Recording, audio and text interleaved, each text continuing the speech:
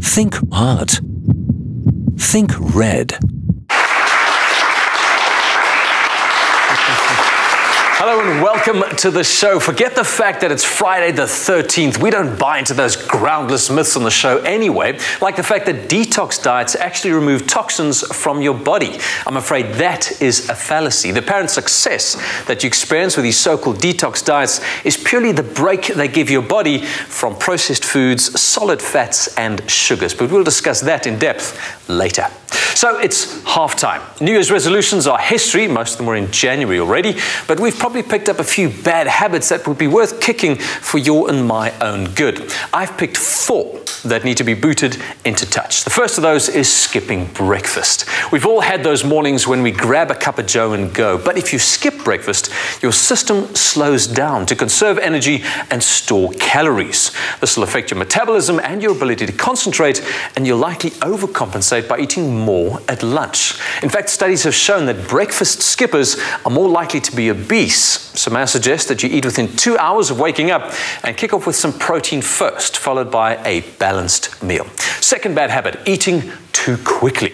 You don't have time to sit down and have a supper or lunch or a proper lunch or dinner, so you eat in a hurry. But it takes your brain 20 minutes to get the message from your stomach that you're full. So eating too quickly may lead to overeating and weight gain. So take your time, chew slowly and pause between mouthfuls. I sound like my mother. Third bad habit, falling asleep on the couch. After a busy day, falling asleep in front of the TV can be tempting. But the best rest comes from sleep that is uninterrupted for 7 to 8 hours and is in a dark, quiet place. Regularly drifting off on the couch with the TV in the background, then moving to your bed keeps you from getting a solid block of Z's. It can also throw off your hormones and metabolism, leading to weight gain. In fact, a study showed that people who did not sleep soundly had reduced levels of the hormone leptin, which regulates appetite and lets your brain know when you're full. So unlike Eddie Eckstein used to say, turn on the telly, I'm saying turn off the telly at least an hour before you head off to bed.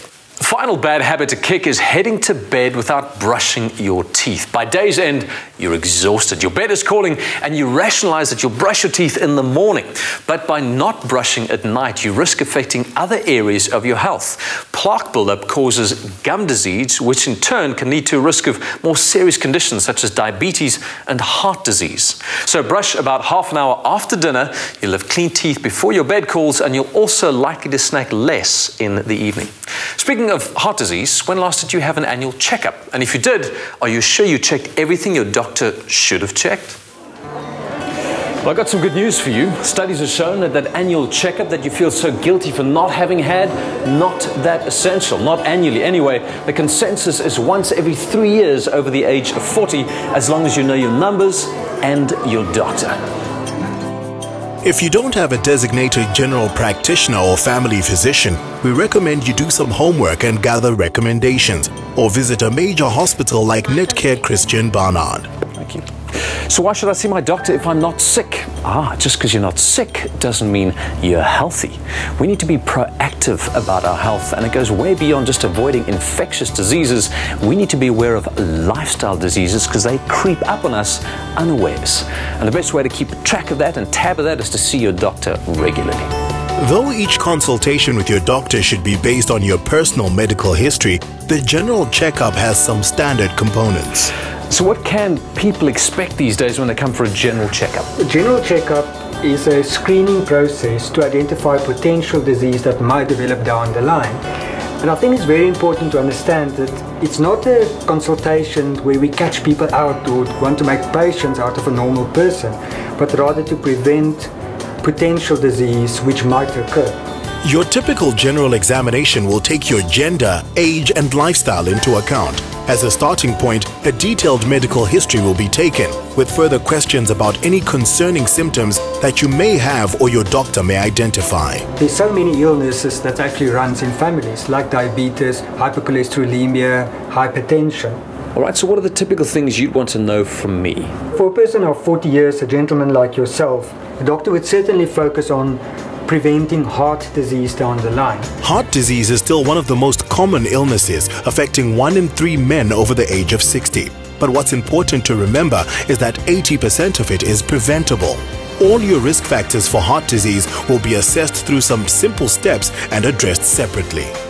In addition to testing your basic cholesterol, blood pressure and blood sugar numbers, during a thorough checkup, your doctor will check the overall functioning of your cardiac system and may perform some additional in-depth tests involving some serious-looking equipment.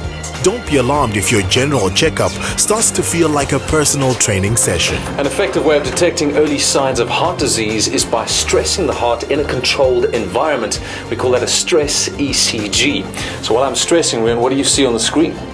Well, Michael, on a stress ECG, your doctor would look for rhythm problems of the heart and for features in keeping with coronary artery blockages or narrowings. Fortunately, you have none of those symptoms. So Reon, you've taken my history, we've done a physical examination, I did some blood tests earlier. What is my current state of health in a nutshell? Well, Michael, all things considered, I'm actually very satisfied with your general state of health. We've also sent you for some blood tests. You've got normal kidney functions, normal liver functions, your full blood count is normal. We did, however, note that your cholesterol is slightly elevated. And given your family history of cholesterol problems, you've got some homework to do and you know what to do. We'll see you in a few years' time.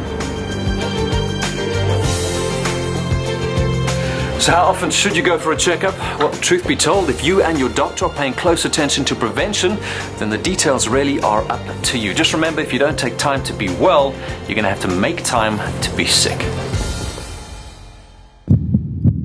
Think art. Think red.